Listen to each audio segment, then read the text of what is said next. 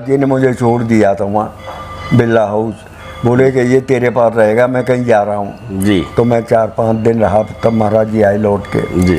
तो बोला कि ये कहना जुगल किशोर नहीं बांट रहा है, बाबा बांट रहा है। ऐसे करके वो उसको जगा मामा को, तो मुझे जगाया। ऐसा नहीं, संतों के भंडारे में कमी होती है, आटा नहीं है, घी नहीं है, भंडारा कैसे होगा, ऐसे गीत गाने लग गए। जा उठवा, तो ये जो रोड के किनारे पटरी बनी हुई है उस पर तमाम बोरे घी के टीन, अभी और पूरी सिकवा। मेरे भंडारा ख़त्म हो गया, अब कौन आ रहा है कि हम कह रहे हैं जा सिकवा, तो हमने पूड़ियाँ बहुत सिकवा के ढेर कर लिया। आगे बकरा डिग्गी एक जगह है, उससे पहले वो पत्थर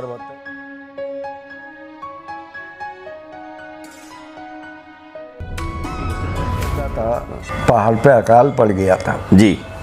तो 17 मार्च थी जी। तो गर्मी बहुत भयंकर थी। महाराज जी लखनऊ में थे, लखनऊ से चल दिए, बोले चलो कैंची चलना है। तो महाराज जी ने वहाँ जाके भंडारा शुरू किया, हलवा पूड़ी कैंची में आलू का टुकड़ा रख के सुबह से शाम तक बंटवाते थे। उसी बीच में जुगल किशोर पहुँचे बिरला। जुगल किशोर बिरला भारत के बहुत बड़े उद्योगपति। हाँ जी, बहुत बड़े। तो उनसे कहा कि जुगल किशोर ये यहाँ अकाल पड़ गया, कुछ चावल वावल बंटवा दे, कुछ कम्बल बंटवा दे। तो जुगल किशोर ने ट्रक भर भर के चावल वो मंगा लिए। अब वो बांटने के लिए जो पहाड़ पे गांव होते हैं रोड के किनारे, उस सब में बांटते गए। जुगल किशोर बोले, वो भी मामा कह देता था आपको। हाँ, वो एक बार महाराज जी ने मुझे छोड़ दिया था वहाँ बिरला हाउस, बोले कि ये तेरे पास रहेगा, मैं कहीं जा रहा हूँ जी। तो मैं 4-5 दिन रहा, तब महाराज जी आए लौट के जी।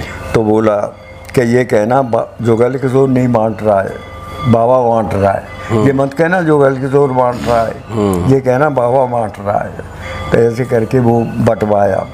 फिर कुछ लखनऊ के लोग पहुँचे कि वो उस समय गुप्ता जी की मिनिस्ट्री थी, चीफ मिनिस्टर चंद्रभान गुप्ता बोले कि वहाँ तो ये हल्ला हो रहा है, पहाड़ पर काय का काल है, वहाँ तो बाबा हलवा पूड़ी बांट रहे हैं, खूब खिला रहे हैं। बोले अच्छा। लोगों ने कहा कि अच्छा, तो कल से नहीं बनेगी, मड़ुआ की रोटी बनवाओ। मड़ुआ पहाड़ पे बाजरा जैसा, तो वो चूल्हे बनवा दिए। कैंची की माइयाँ आ गईं, वो रोटी बनाने लगी, आलू का टुकड़ा रख के बांटने लगे। शाम को लकड़ी का पुल था, उस पर बैठते थे। मुझे बुलाया, नदी में रोटी बह रही थी, वो मछली खा रही थी। बोले ये कीचू भाड़ी हुआ था। मैं ये वो मड़ुआ की रोटी है कि बकने दो गुप्ता साले, हलवा पूड़ी दाल में लगाए, मड़ुआ की रोटी कौन खाए, कल से बांटो। फिर बांटना शुरू कर दिया। शाम को मुझे बुलाते थे कि देखना भंडार में क्या है। मैंने सब कुछ है, बहुत है। एक दिन मैंने कहा घी एक टीन रह गया है, आटा भी नहीं है, सब्जी भी नहीं है। बोले जा सो साले। सुबह वहाँ लोग काम कर रहे थे, डुंडियाल जी, कुली हाँ। तो बोले उसको जगा मामा को, तो मुझे जगाया। ऐसा नहीं, संतों के भंडारे में कमी होती है, आटा नहीं है, घी नहीं है, भंडारा कैसे होगा, ऐसे गीत गाने लग गए। जा उठवा, तो ये जो रोड के किनारे पटरी बनी हुई है उस पर तमाम बोरे घी के टीन, सब्जी, आलू के बोरे, लौकी के बोरे, लाइन लगी पड़ी थी कैंची। तो बोले उठवा साले, कहीं भंडारे में कमी होती है संतों के में। तो सुबह से शाम तक बांटते थे। एक आध बुढ़िया आती थी तो हमसे डांटते थे, बहुत सारे कंजूस हो, इसे टीन में भर के बांटते थे। बोरे पूरा टीन पलटो, मैया तू वो बिछा चादर अपनी, ऐसे बुढ़िया। तो वो पलट दो पूरा, इसके 6 बच्चे घर पे भूखे बैठे, ये ले जाएगी तब खाएंगे। तो ऐसे बांटते थे। एक दिन भंडारा बंद करने को बोले, बंद मत कर, अभी और पूड़ी सिकवा। मैंने भंडारा ख़त्म हो गया, अब कौन आ रहा है कि हम कह रहे हैं जा सिकवा, तो हमने पूड़ियाँ बहुत सिकवा के ढेर कर लिया। आगे बकरा डिग्गी एक जगह है, उससे पहले वो पत्थर वत्थर गिरते हैं पहाड़ पे से, वो गिर गया, रोड बंद हो गया। अब बसें और ट्रक रुक गए, तो उनमें बसों में बच्चे लेडी वो सब भूखे थे। बोले कि इनको खिला सबको, साले भंडारा बंद हो गया।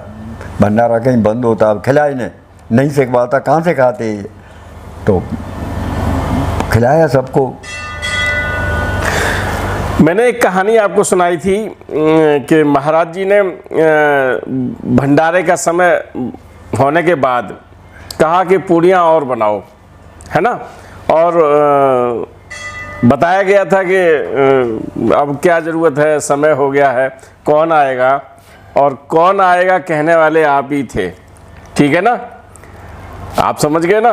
तो आपकी उस कहानी को आज पूर्णता मिल रही है, प्रामाणिकता मिल रही है।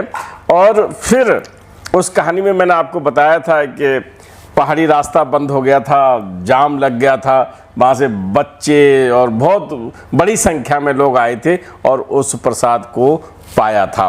तो आप उसके साक्षी रहे हैं।